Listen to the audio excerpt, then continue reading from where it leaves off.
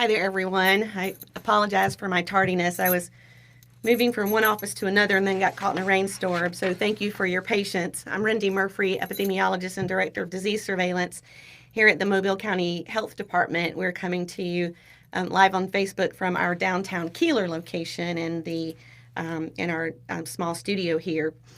So I don't have a lot of information to report today regarding the numbers of COVID cases and deaths.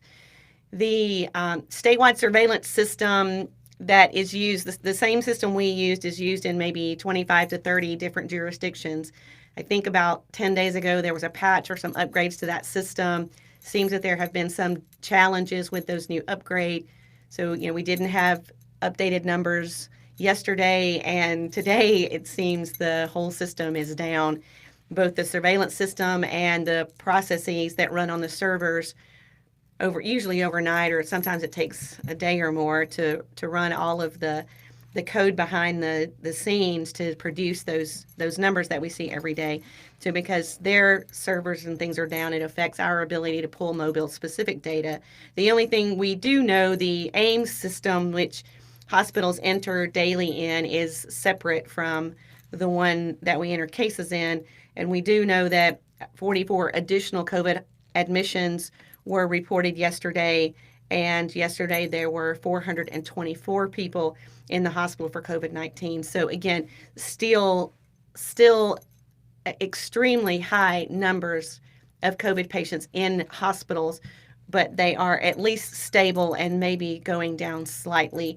We are pleased about that. But again, if you need emergency medical care, call an ambulance or go to an emergency department. But if you do not, please seek treatment at a family practice or an urgent care.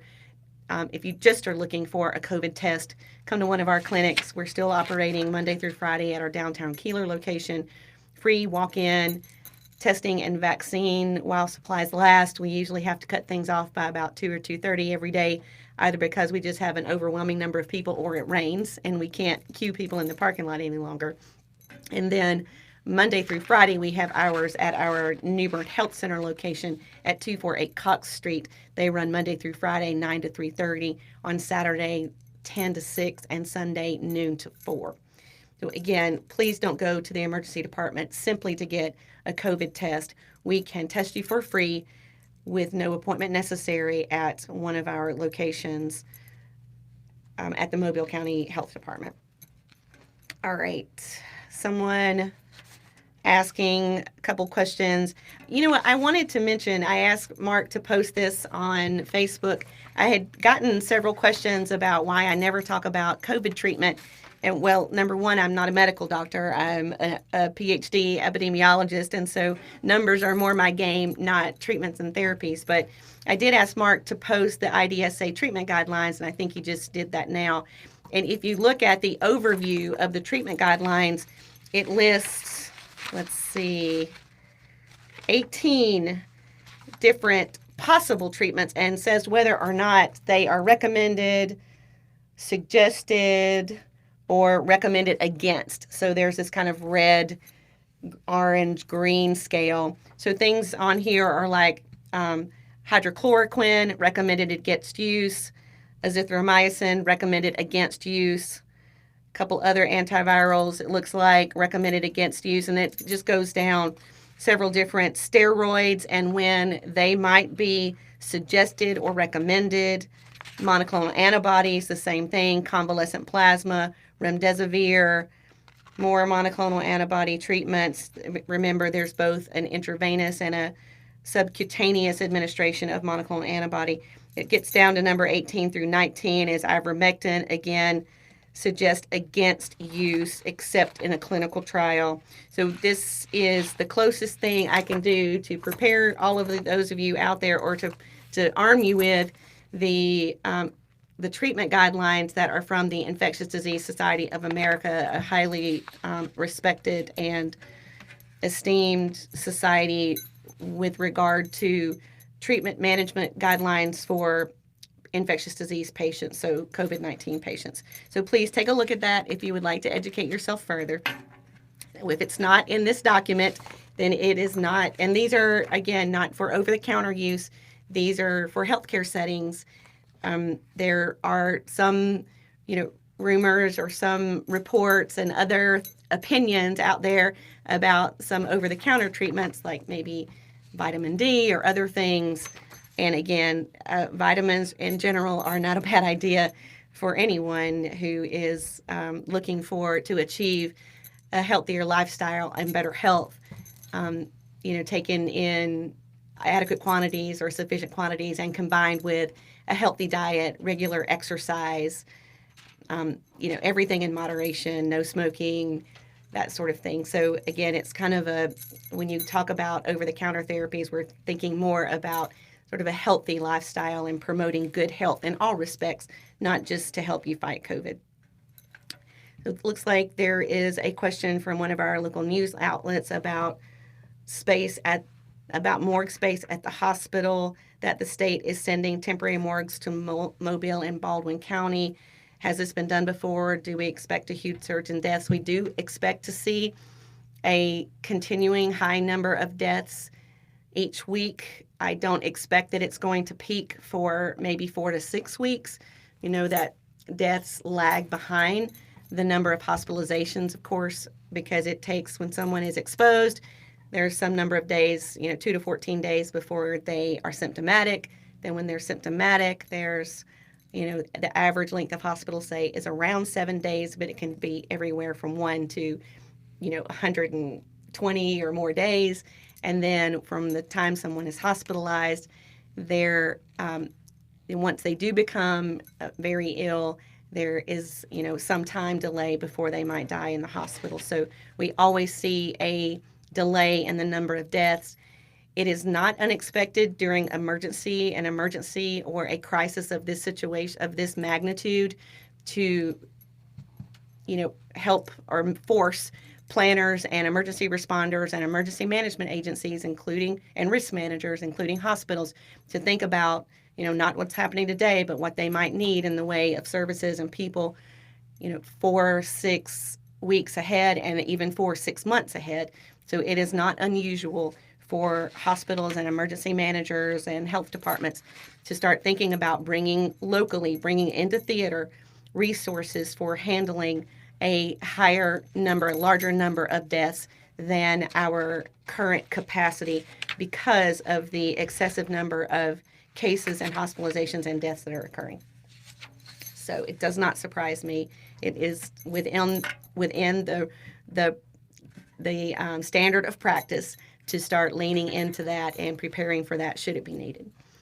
All right, someone sent us a message on Facebook. It looks like someone who must have connections to Mobile somehow or found us on Facebook. I don't know. But it says, I'm glad Mom and Dad already got the Moderna vaccine. Maybe their parents live here. Anyway, I currently live in Southeast Asia, and the only vaccine given to the Chinese is the Sinovac vaccine. And this person had no choice. But then, finally, the Moderna vaccine arrived a couple of weeks ago in Southeast Asia, and healthcare workers are beginning to get it, that people are begging for Moderna or Pfizer vaccines instead of the Chinese-developed Sinovac. And this viewer goes on to say, I think maybe trying to say, hey, you Americans, you people in Alabama and Mobile, you don't know how good you have it, that people in other parts of the world would love to get the Moderna, Pfizer, or Johnson & Johnson vaccines.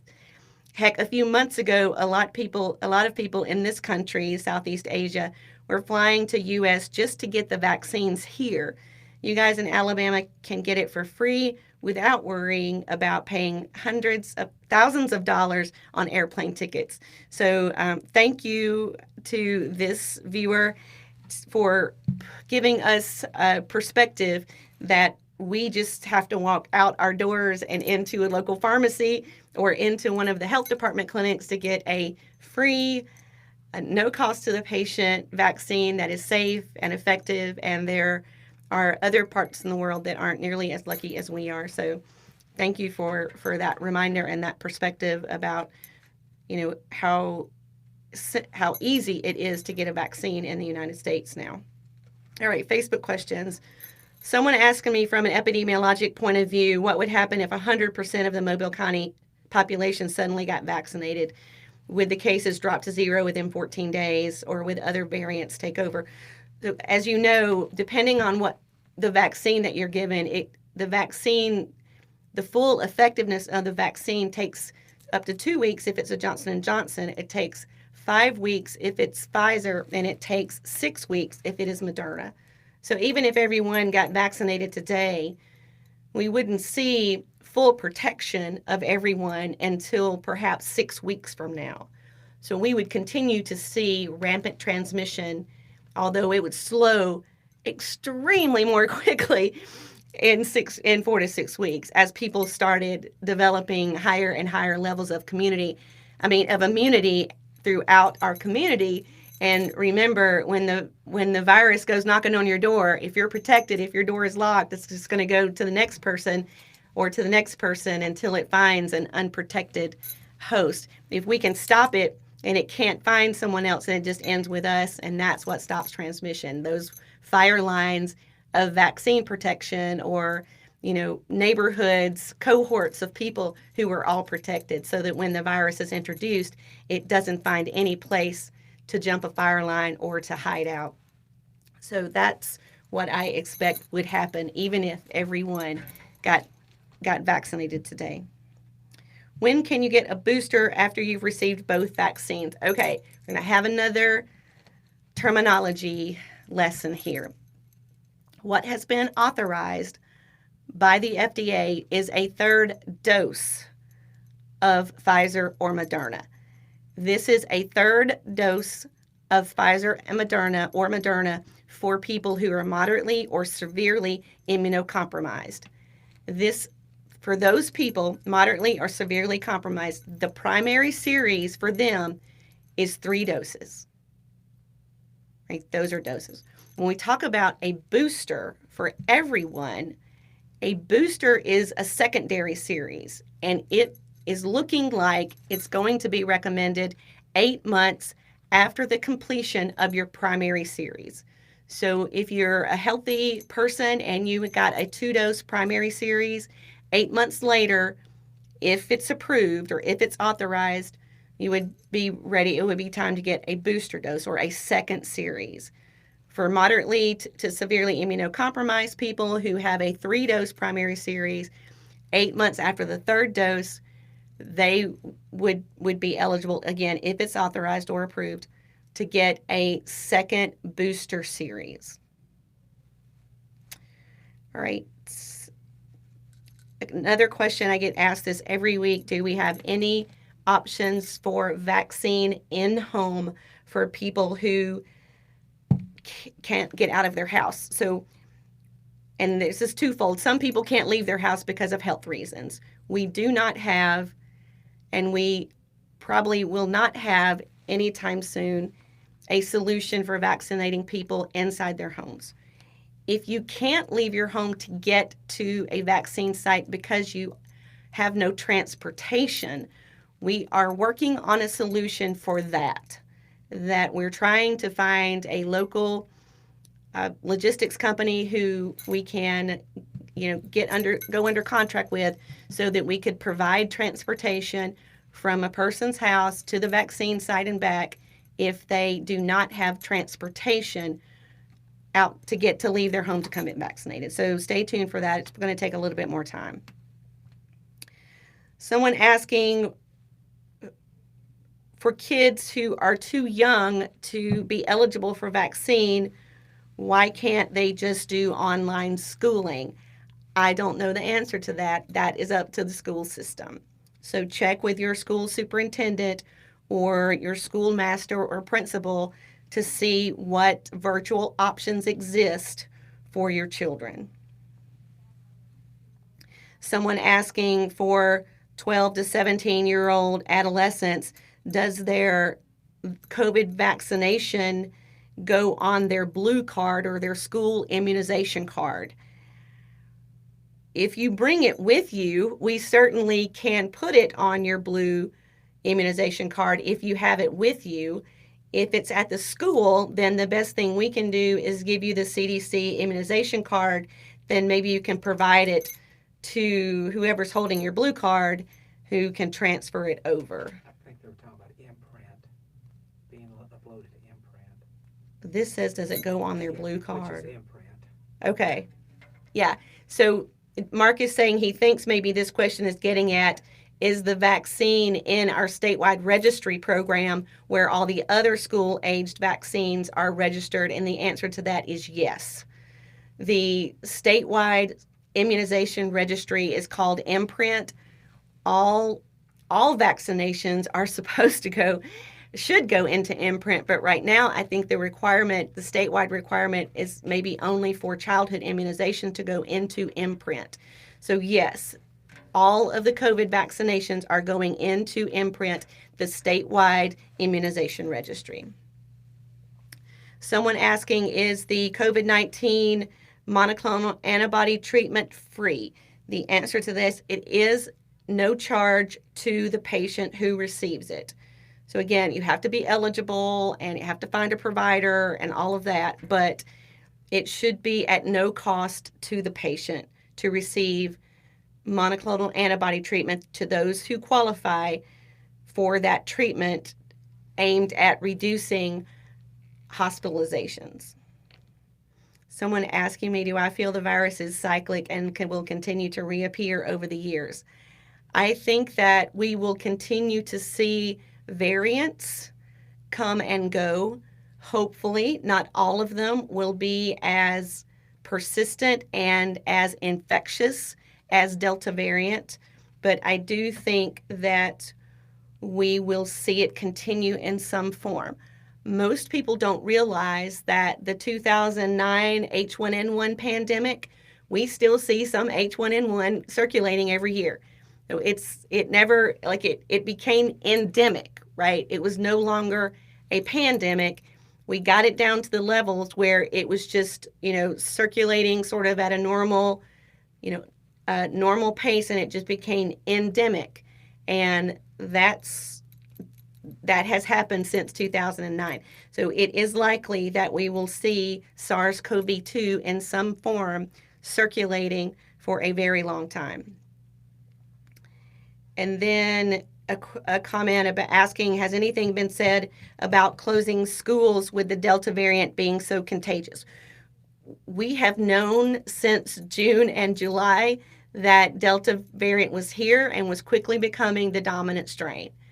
It is 96-97% of all the COVID that we have in Mobile County. But again, the health department does not make decisions about closing schools. Schools have to make those decisions in consultation. We're happy to talk with them about it, but it really boils down to, do they have enough teachers and staff and bus drivers and cafeteria workers and students to keep their schools open, or is it best for them to go to virtual learning to slow transmission for a few weeks at a time to try to slow transmission down so that they could then bring people back to an in-person setting? That's what I think is going to be cyclic over the next couple of months, is schools are going to see 5, 10, 20, 30 COVID cases and decide to go back to virtual learning for 14 days or so until, transmission slows again. Then they'll come back to in-person learning for a little while until it starts circulating again, and then they have more and more and more, and then they have to go back to the virtual learning. So that's what I expect is going to happen. This thing is also, that same cycle is happening in business and churches and healthcare settings and daycares, restaurants, all over the place, where we're seeing, we have to close our doors because we have COVID, too many people out with COVID. And then once people get off isolation and quarantine, then they can reopen, and then you have it introduced again because you still don't have enough people vaccinated, and the cycle starts all over again. So that cycle will continue. All right, I think that's all for today. We hope we're not in control of the state's the problems, the issues with the statewide surveillance system. So if we are able to get the daily report out tomorrow, we will. If not, we'll still come back and give you a brief update on Facebook Live. So remember, get vaccinated, wear your mask, stay 6 feet or more away from people that you don't know. Please, please stay at home if you are sick or if you've been exposed to COVID, and be weary of indoor gatherings and really dense social outdoor gatherings where people are not wearing their mask and are not distancing. COVID is still here. It's not gone away. Delta is serious. It is so contagious. It's the only way you can stop it is by layering those prevention measures, and the only way we can slow this record community transmission down is to layer those prevention measures on. So do the best that you can to do your part and help us all out. We'll talk again tomorrow. Thanks.